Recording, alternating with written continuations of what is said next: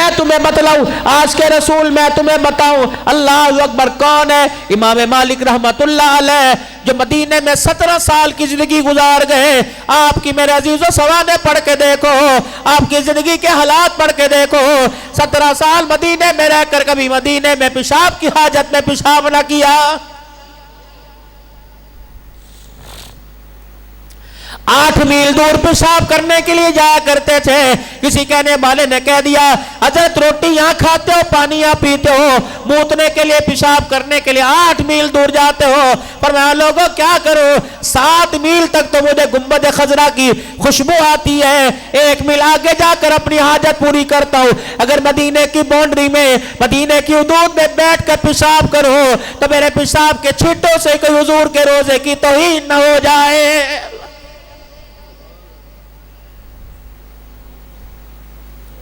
अगर हक बात कहता हूं मजा उल्फत का जाता है, अगर खामोश रहता हूं कलेजा मुंह को आता है। अगर पैसे ही कमाना मकसद होता तो किसी बस में खड़ा होकर मांग लेता, अगर पैसा कमाना मकसद होता तो किसी रोड के किनारे पर बैठकर हाथ फैला लेता, अगर पैसा कमाना मकसद होता तो किसी रोड के ऊपर बच्चों की चीजें टॉफियां बेच देता, अगर पैसा कमाना मकसद होता तो कहीं खड़े होकर मेरे अजीजों अल्लाह अकबर में 10 रुपए 20 रुपए की आवाज लगाता। आपने मुझे बुलाया, 2 महीने पहले तारीख ली, कारी साहब मेरी तारीख लेने के लिए मेरे मरकज में पहुंचे, वहां दुआ सलाम और तारुफ हुआ। कारी साहब मेरे अजीजों मेरे इंतजार में इतना रहे, फिर फोन पे राब्ता होता रहा, फिर इश्तहार लगा दिए, फिर टेलीफोन के जरिए मैसेज पैगाम पहुंचा दिए, फिर डोर टू डोर जाकर दावत दी, वहां दरवाजे पे खड़े होकर मेरा इस्तकबाल किया। मैं हराम का नहीं, मैं हलाल का, पैसों का लिफाफा तो मैं लेके चला जाऊंगा, लेकिन आप नीचे बैठे, डॉक्टर भी बैठे हुए हैं, वकील भी बैठे हुए, इंजीनियर भी बैठे हुए, उलमा सुलहा भी बैठे हुए, आपने मुझे अपने से 2-3 फुट ऊपर बिठाया। इस ऊपर बैठने का मकसद यह है कि मैं आपको वो हकीकत सुना के जाऊं जिसका ताल्लुक मदीने से मिलता है, जिसका ताल्लुक आमना के लाल से मिलता है, जिसका ताल्लुक नबी की झोली से मिलता है, जिसका ताल्लुक हुजूर के अखलाक किरदार से मिलता है। ऊंचा बैठने का मकसद ये नहीं कि मैं आपको धोखा दे दूं और आपसे पैसा बटोर के चला जाऊं। आप तो मेरी सुन के सुभान अल्लाह कह के चले जाओगे, अल्हम्दुलिल्लाह कह के चले जाओगे। रब्बुल आलमीन की कसम है, अगर खुदा ने किसी कार, किसी ट्राले, ट्रक हुक्म दे दिया, अगर वो मुझे टक्कर मार के चला गया तो मेरा आखिरत के अंदर खुदा के सामने खड़ा होना मुश्किल हो जाएगा।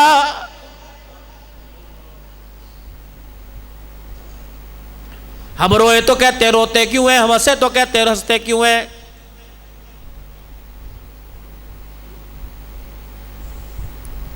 मुझे हर कोई कहता है कि रोने वाला मौलवी है। मौलवी साहब आप तकरीर में रोते क्यों हो?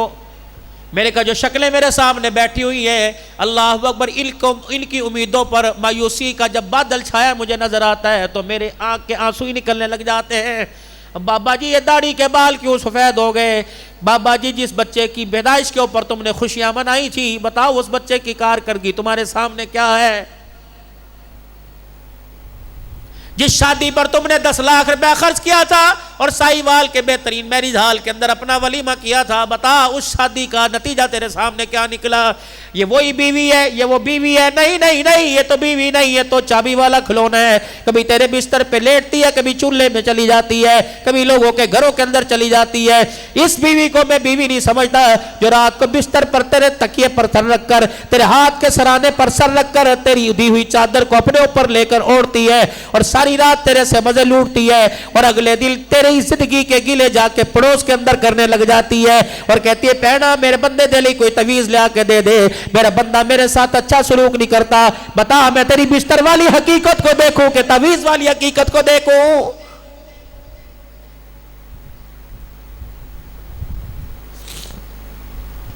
आज जो सर नीचे रख के घूं घूं करके रो रहा है, होके भर के रो रहा है, चाचा जी अब्बू जान छड़ के चले गए, चाचा जी अब्बू जान छड़ के चले गए, ढकोसलेबाजी कर रहा है। आज अब्बू तेरा छोड़ के चला गया, कल अब्बू तेरा कह रहा पुत्र साढ़े कोल भी कदे बह जा कर कहना सी अब्बा जी वक्त नहीं होता। अज रोना किस चीज़ का? यही बाप है जिसका जनाजा तू पढ़ के आके रो रहा है, यही बाप तुझे कहता है पुत्रा जनाजे उठ जाएंगे, जब असी चले जावांगे सानू याद कर करके रोवेंगे, असी नजर नहीं आएंगे। मेरे प्यारे बच्चों, तुम आपस में छुपन छुपाई खेलते हो, लुकन मिट्टी खेलते हो, आधे घंटे के बाद 15 मिनट के बाद अगर तलाश करने में मायूस हो जाते हो मेरे प्यारो, फिर ये जो छुपा होता है सामने आके